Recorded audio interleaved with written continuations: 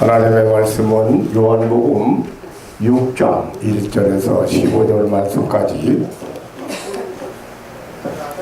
오늘은 교독을 하시겠습니다.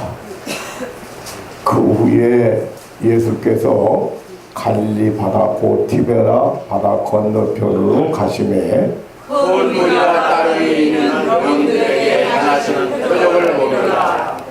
예수께서 산에 오르사 제자들과 함께 거기 앉으시니 마침 유대인의 명절인 유월절이 가까운지라. 예수께서 눈을 들어 큰 무리가 자기에게로 오는 것을 보시고 빌립에게 이르시되 우리가 어디서 떡을 사서 이 사람들로 먹게 하겠느냐 하시니 이렇게 말씀하시는 친히 어떠자 하실 것을 아시고 빌립을 시험하자 하시니라. 빌립이 대답하되 각 사람으로 조금씩 받게 할지라도 200데나리온의 떡이 부족하리이다. 그때는 시몬 베드로의 형제가 예수께 여쭤오되 여기 한 아이가 있어 보리떡 5개와 물고기 2마리를 가졌나이다.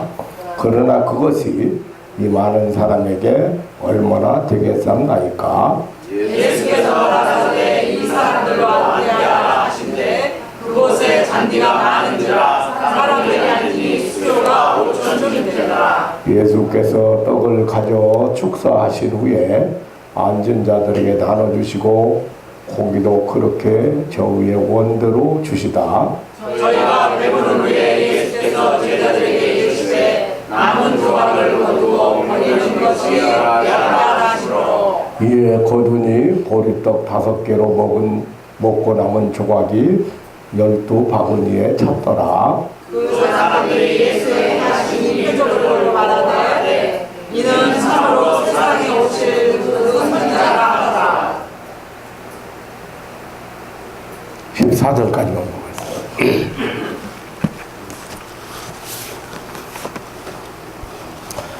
예수님의 사역 중에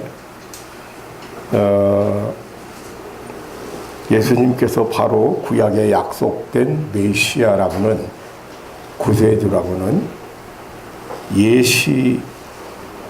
구세주 메시아로 오심을 예시하시는 사건들을 우리는 많이 만나보게 됩니다.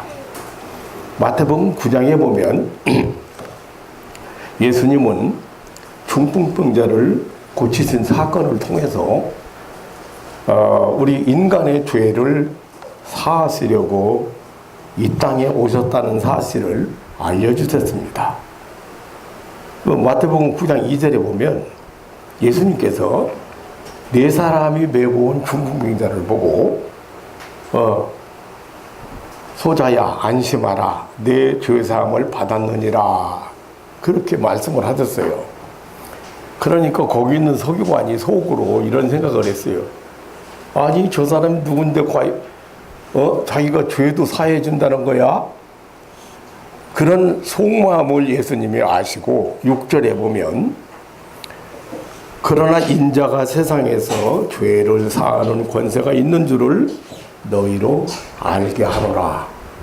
그 중풍병자를 고치신 사건을 통해서 예수님은 인간의 죄를 사하시려고 이 땅에 오신 메시아라는 구세주라는 사실을 알려주셨습니다. 누가복음 13장에 보면 귀신 들려서 18년 동안 앓고 있는 한 여인을 고쳐주셨는데요. 이 사건을 통해서 예수님은 사단 마귀에게 결박당해서 고통 속에 살아가는 인간을 그 결박에서 자유케 하시려고 오셨다는 사실을 또한 알려주셨습니다. 예수님은 오늘 본문 요한복음 6장 1절로 15절에 이 보리떡 5덩이와 물고기 2마리의 이 오병이어의 이적을 통해서 자신이 생명의 떡으로 오심을 보여주셨습니다. 벳세다는 갈릴리 바다 동북방 즉 티베라 바다 건너편에 있는 작은 동산입니다. 예수님은 이 벳세다 언덕에서 우리가 도저히 믿어지지 않는, 그리고 우리 이성으로 용납이 안 되는 놀라운 일을 벌였습니다.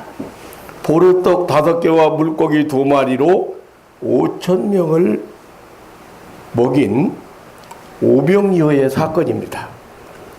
때는 유대인의 명절이 가까워서 많은 사람들이, 이 유대인들은 명절이 되면 6월절이라든지 장막절이라든지 그 유대인들 명절이 되면은 예루살렘으로 온 나라 사람들이 다 모여들어요. 그래서 많은 사람들이 이동을 합니다.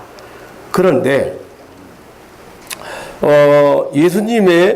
예수님이 계신 곳에 많은 사람들이 몰려왔습니다. 예수님이 병자를 치료하시고 귀신을 쫓아내시는 그런 이적을 보았기 때문에 이제 이 명절 행사를 위해서 예루살렘으로 향하던 그 많은 사람들이 예수님 앞에 몰려왔습니다. 본문 2절에 보면 큰 무리가 따랐다고 했습니다. 5절에는 큰 무리가 자기에게로 오는 것을 보시고 라고 했습니다.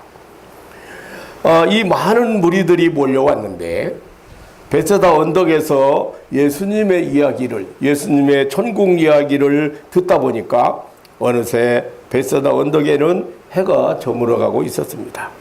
그 많은 사람들은 허기진 상태가 되었고 예수님은 제자들 중에서 빌립이라고는 제자에게 우리가 어디서 떡을 사서 이 사람들을 먹게 하겠느냐고 물어봤습니다.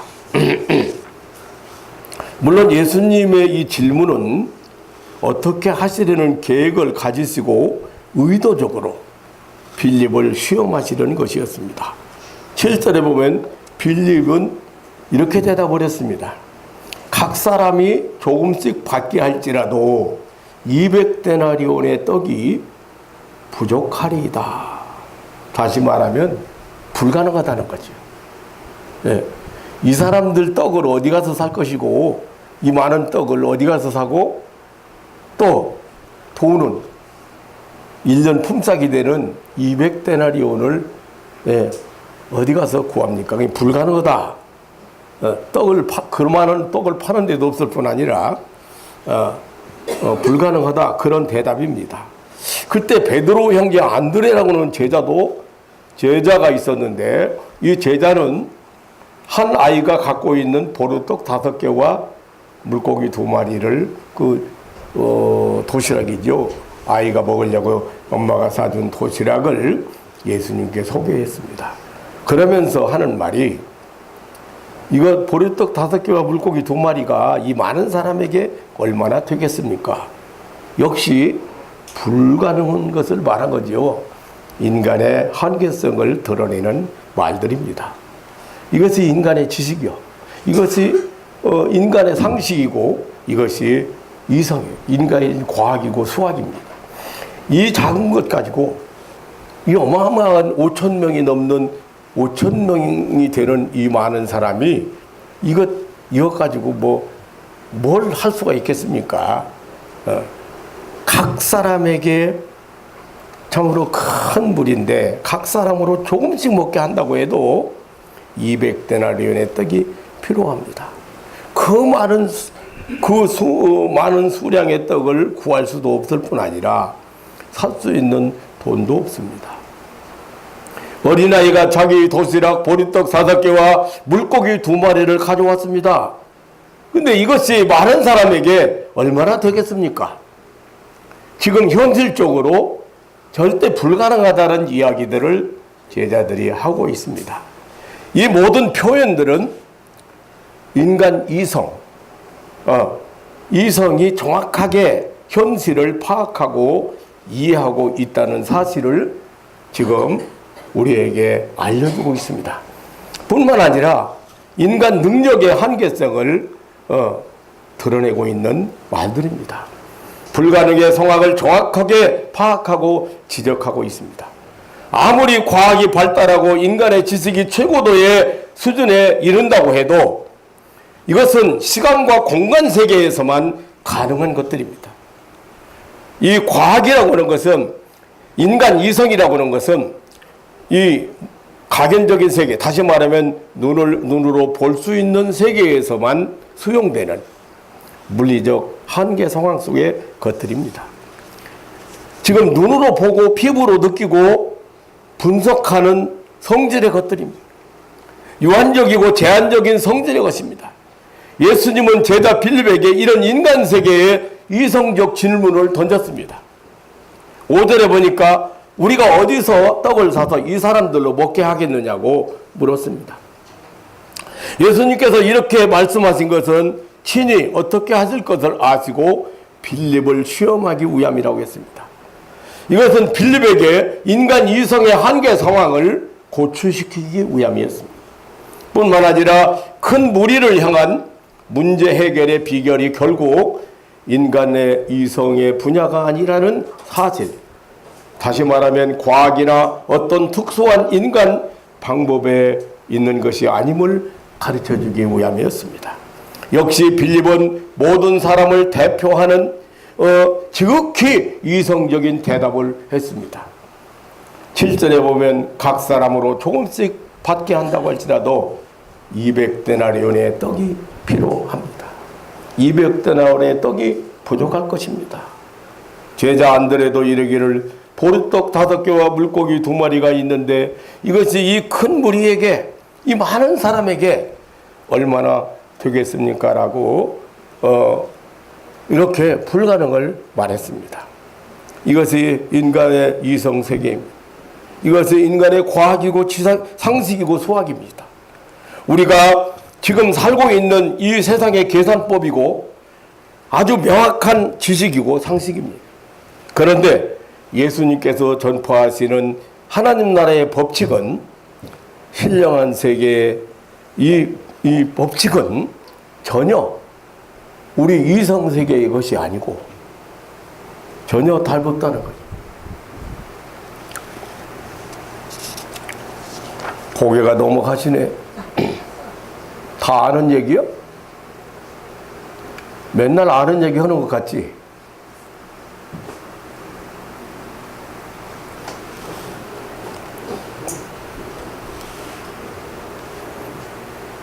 병원에서 못 고친다는데, 병원에서 안 된다는데, 약으로 치료가 안 되는데, 목사님이 기도 한번 받으면 끝난다고 하니까 이성적으로 이해가 안 되는 거야. 설마 오라고 한 번 와서 기도받고 가라고 안 와.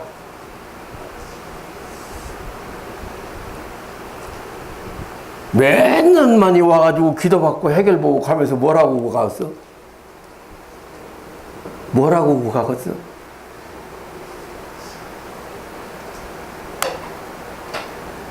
진적시 올 것을 고연히 몇 년 동안 고생했네. 예. 그게 인간 이성이라고 말이야. 이름도 없는 목사, 교회도 없는 목사, 늙은 목사, 이제 70대 중반 된 목사, 뭐 별 볼 일 없는 목사 찾아가가지고 무슨 은혜 받고 무슨 문제 해결 받겠느냐고 생각을 해요. 이게 인간 이성이야. 이게 인간이 생각하는 상식이야.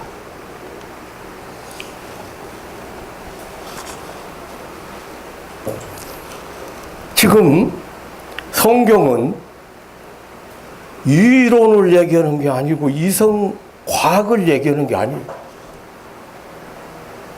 성경은 지금 신령한 세계의 법칙을 이야기하는 거예요.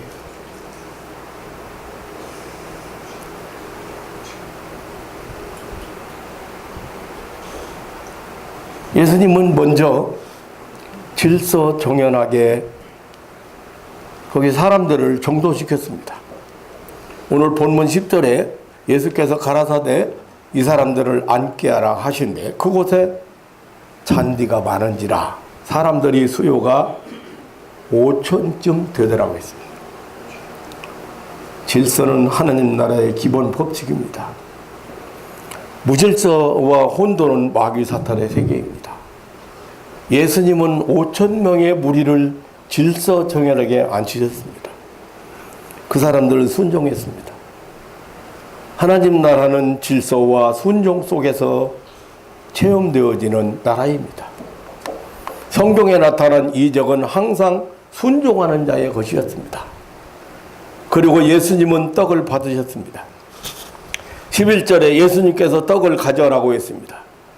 이것은 어린아이의 손에 있던 보리떡 5개와 물고기 2마리를 예수님께 드렸다는 것입니다. 그 떡과 물고기가 어린아이의 손에서 예수님의 손으로 옮겨졌다는 것입니다.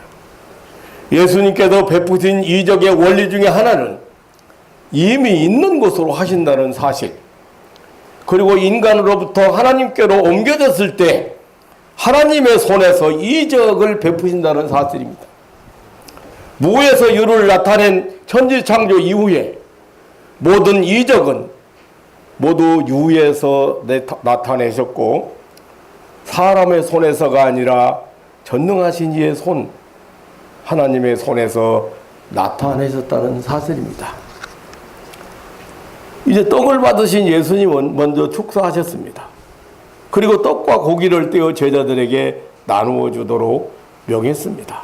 오늘 본문 11절 중에 예수께서 떡을 가져 축사하신 후에 앉은 자들에게 나누어 주시고 고기도 그렇게 원대로 주셨다고 했습니다. 축사란 감사를 의미합니다. 하나님 아버지께 감사하신 후에 예수님은 그 떡과 고기를 떼어서 제자들로 하여금 그것을 나누어 주도록 하셨습니다. 그 결과는 참으로 놀라웠습니다. 그 결과는 참으로 엄청났습니다. 이것은 이적입니다. 바로 신령한 하나님 나라의 비밀입니다.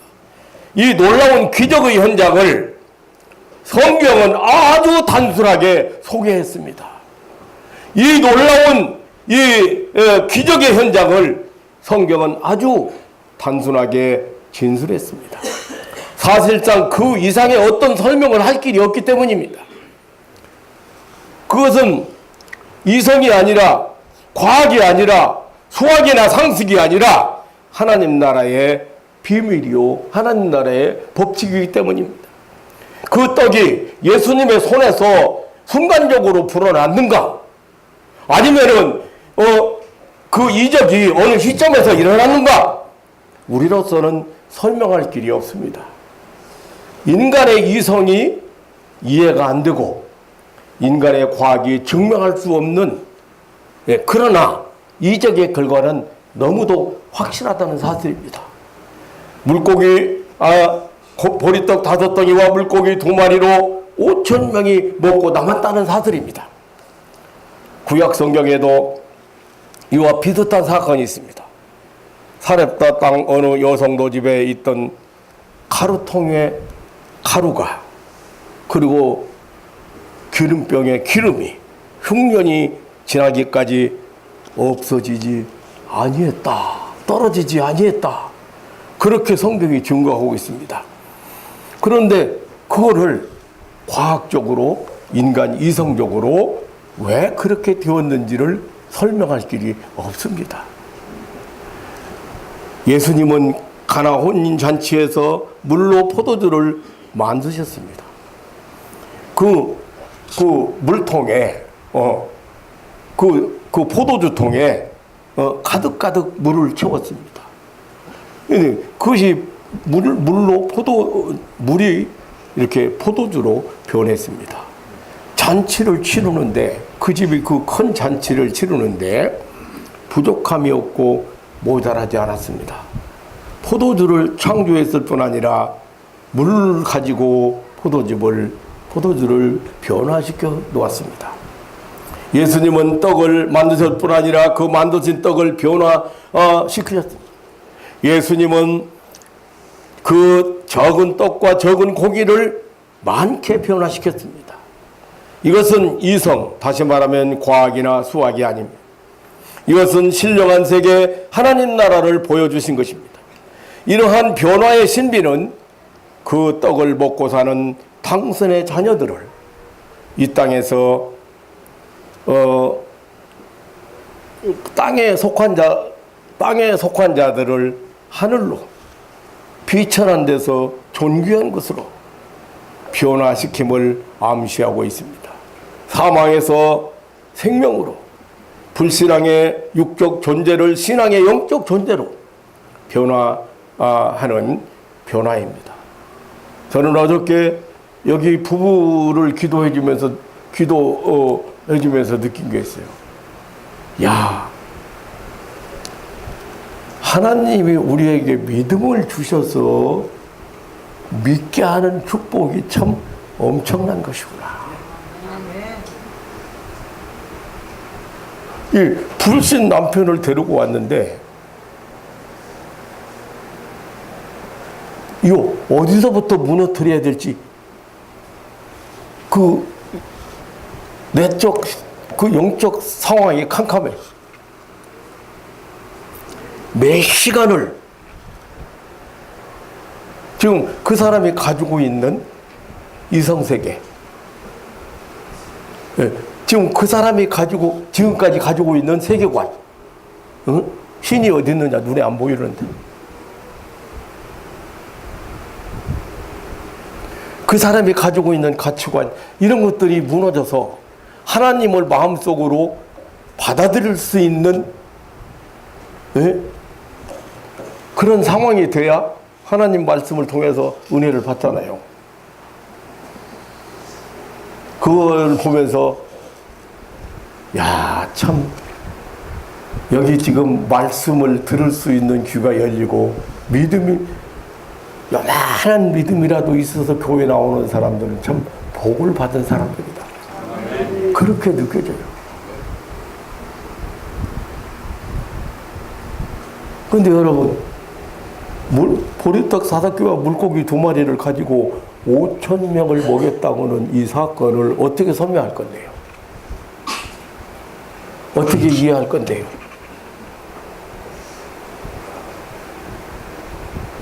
심지어는 어떤 자유주의 신학자는 이런 말을 했어요. 어린아이가 도시락을 내놨어, 이제. 그러니까 거기 도시락을 싸고 갔던 모든 사람이 너도 나도 다 내놨대. 그러니까 남어 안 남어? 너도 나도 다 내놓으니까 남았다는 거야.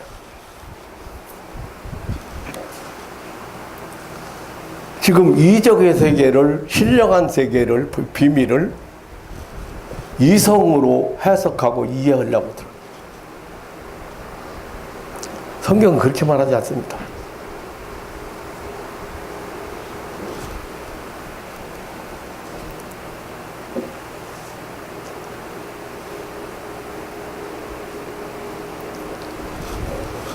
오늘 기한이 좀 더워요?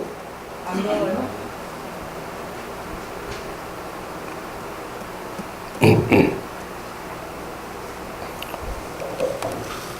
내가 그럴 줄 알고 바늘로 찌르라 했어.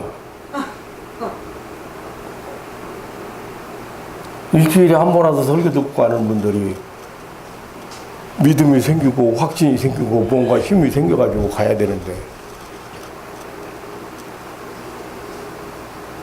마귀는 우리를 하나님 앞에 가까이 나가지 못하게 하기 위해서, 믿음으로 살게 하지 못하게 하기 위해서, 평안을 누리지 못하게 만들기 위해서, 자유함을 누리지 못하게 만들어서 우는 사자처럼 돌아다니는데, 삼킬 자를 찾아서 돌아다니는데,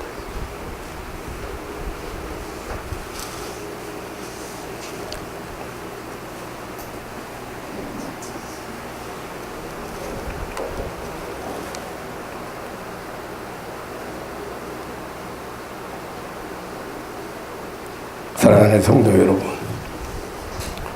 하나님 나라는 창조 역사뿐 아니라 변화의 역사가 일어나고 있다는 사실입니다. 이렇게 하나님 나라를 살아가는 사람들은 엄청난 이적을 체험하고 그것 때문에 기뻐하고 감격하며 살아가는 것입니다. 그리고 하나님 나라를 살아가는 사람들은 부족함이 없고 불만족이 없고 모자람이 없다는 교훈을 받게 됩니다. 오늘 본문 11절에 저희 원대로 주시다고 그랬어요. 12절에는 저희가 배부른 후에라고 했습니다.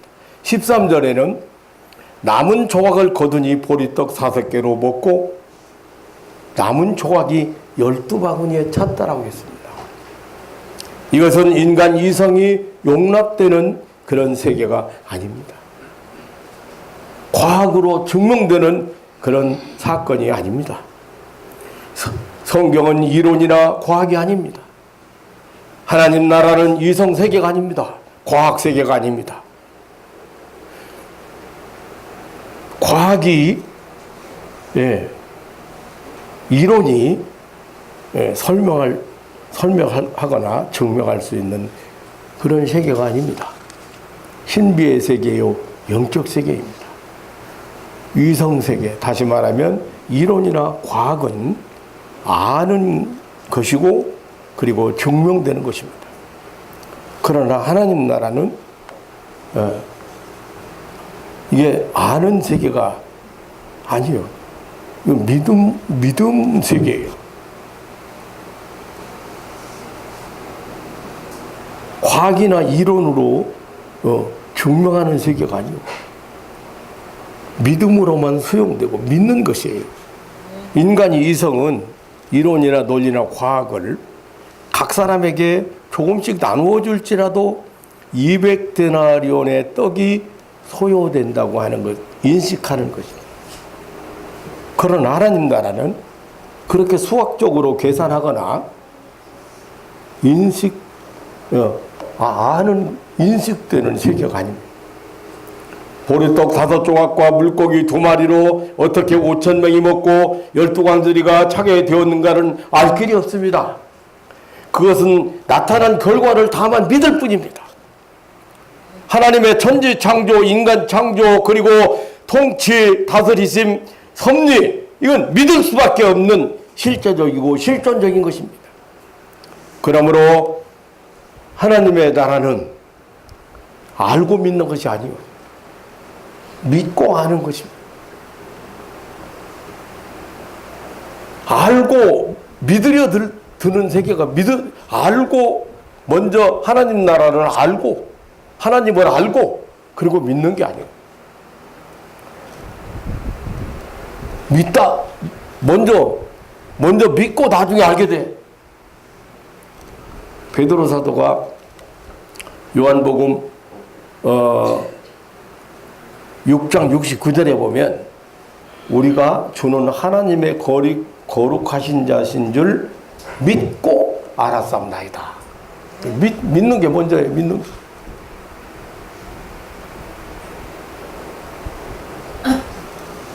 바울 사도는 로마서 1장 17절에 믿음으로 믿음에 이르게 하나니라고 기록된 바 오직 의인은 믿음으로 말미암아 사니라고 했습니다.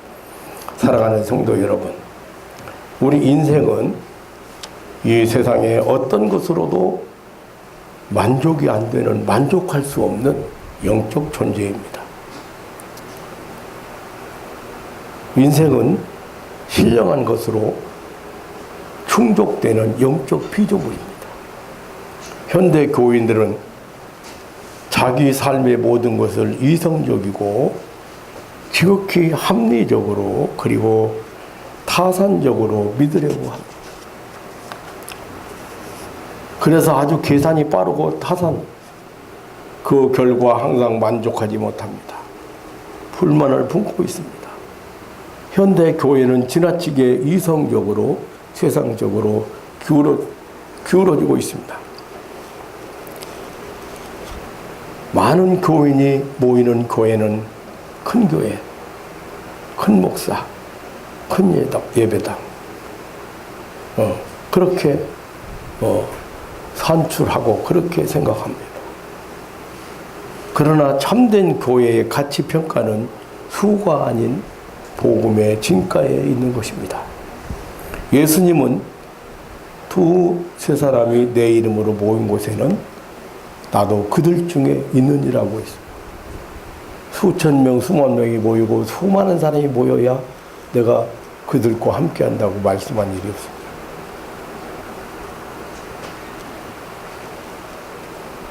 예수님은 한 영혼 천하보다 귀하다고 하셨습니다.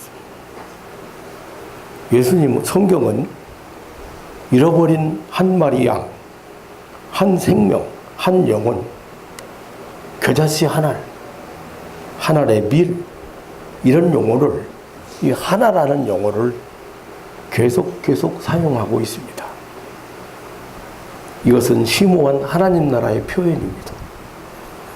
인생 그 자체가 수학적으로, 분량적으로 계산할 수 없는 존귀성, 가치성을 말씀하셨습니다. 사랑하는 성도 여러분, 예수님이 말씀하신 대로 사람은 떡으로만 살 것이 아니요 하나님의 입으로 나오는 말씀으로 사는 영적 존재입니다. 예수님은 벳세다 언덕에서 이 보리떡 5덩이와 물고기 2마리 5병이어의 이적을 행하심으로써 사람이 하나님의 입으로 나오는 말씀으로 사는 원리를 보여주셨습니다. 예수님께서는 생명의 떡으로 이 땅에 오신 사실을 알려주셨습니다. 많은 무리, 5,000명의 군중 앞에 이성적으로 수학적으로 계산할 수 없는 아주 작은 양의 5병이어로 모두를 만족해 하셨습니다. 흡족하게 하시고 풍족하게 하셨습니다. 생명의 떡이신 예수님, 십자가 위에서 찢기신 살과 흘리신 피는 나누면 나눌수록 모든 인류에게 풍족한 떡이며 생명의 양식입니다.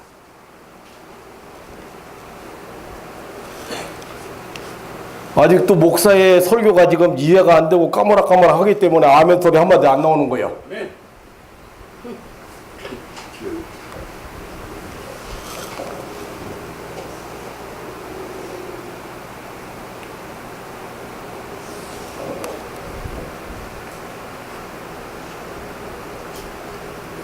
영감을 통해서 하나님의 말씀의 세계가 눈에 보여서 그것을 가지고 교인들에게 펼쳐 보이는 목사도 이렇게 답답한데, 헌교에 원고 작성해가지고 15분, 20분, 15분 짧게 설교하는, 그렇게 그냥 의무적으로 그냥 시간 보내야 되는데,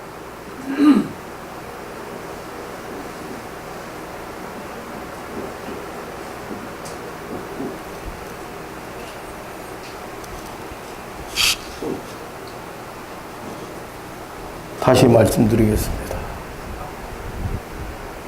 생명의 떡이신 예수님은 당신이 생명의 양식으로 떡으로 이 세상에 오심을 보여주는 한 사건이 일어났습니다. 그게 아주 작은 어린아이가 가지고 있는 보리떡 5덩이와 물고기 2마리를 가지고 수많은 5,000명이 먹고 남는 이적을 행하셨습니다.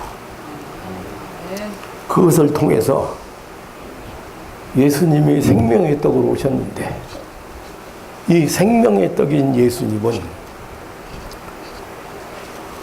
나누면 나눌수록 거기 있는 모든 사람들이, 아니 지구촌에 있는 모든 사람들이, 인류에 있는 모든 사람들이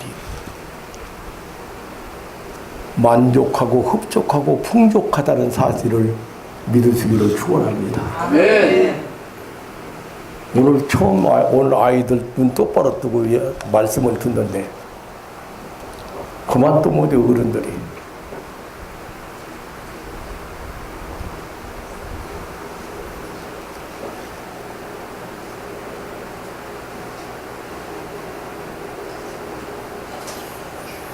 온 인류를 위하여, 인류 구원을 위하여 전혀 부족함이 없는 생명의 떡이신 예수님을 믿으시기를 축원합니다. 모든 죄인을 살리는데, 굶주린 영혼을 살리는데, 온 인류에게 새 생명을 주시는데, 영생을 주시는데 전혀 모자람이 없는, 부족함이 없는 하늘의 떡이요 양식인 것을 믿으시기를 축원합니다. 이 떡을 떼어 나누는 주님의 제자들, 주님의 일꾼들이 되시고, 저물어가는 베세다 언덕에 떡잔치를 열으셨던 예수님의 말씀에 따라서 우주의 황혼기 종말을 살아가는 성도 여러분, 이 구원의 떡을 나누어, 구원의 생명의 양식을 나누어 충족하고 만족하고 흡족한 하나님의 은혜의 세계를 살아갈 수 있는 그런 일꾼들이 되시기를 주님의 이름으로 축원합니다. 아멘. 오늘 한 사건을 통해서 그냥 어쩌다 보니까 예수님께서 그냥 많은 사람들이 말씀을 듣다 보니까 해는 저물고 배고픈데 이 사람들 그냥 돌려보낼 수 없으니까 임시 이렇게 웅변으로 이 사람들에게 먹을 걸 만들어서 드린 게 아니에요. 예수님이 어떤 사건을 봐도 예수님은 의도적으로, 아까도 말씀드렸지, 중풍병자를 일으키신 예수님은 죄사하는 권세가 있고 이 땅의 인류의 죄를 사해 주시러 오신 메시아임을 보이시죠. 사랑하는 성도 여러분, 이 생명의 떡인 예수님이 이거 받아 먹으라, 마지막 제자들을 모아놓고 마지막 만찬에서 이것은 너희를 위하여 찢기는 바 나의 살이다. 이거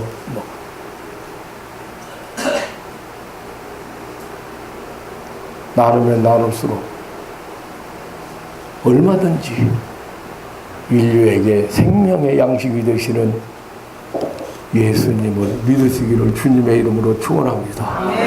믿을 뿐만 아니라 여러분들이 직접 예수님이 떼어주신 이 떡을 다른 사람에게도, 이 구원의 떡은 생명의 떡을 나누어 줄 수 있는,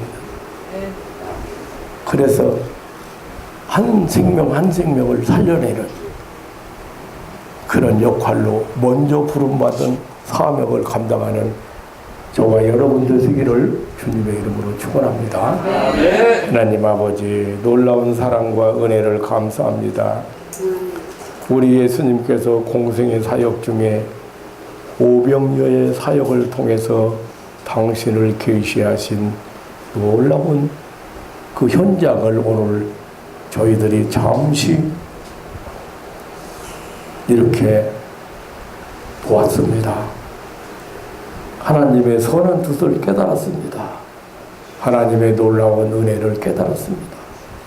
살아가는 가족들이 이 생명의 떡을 받아먹은, 이 생명의 양식을 받아먹은 이 살아가는 가족들이 이 땅에 사는 동안에 오늘 예수님이 그 베세다 광야에 모두가 다 흡족하고 만족하고 풍족한 것처럼 이 생명의 떡을 받은 이 살아가는 가족들이 그 삶이 항상 흡족하고 풍족하고 부족함이 없는 만족한 그런 삶을 살아가도록 축복하여 주옵소서.